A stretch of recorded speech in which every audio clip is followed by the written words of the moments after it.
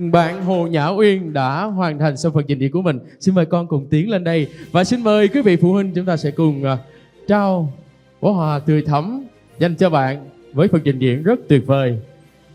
Và một tràng pháo tay thật lớn cho phần trình diễn của bạn Hồ Nhã Uyên. Xin cảm ơn bạn rất nhiều. Và xin cảm ơn quý phụ huynh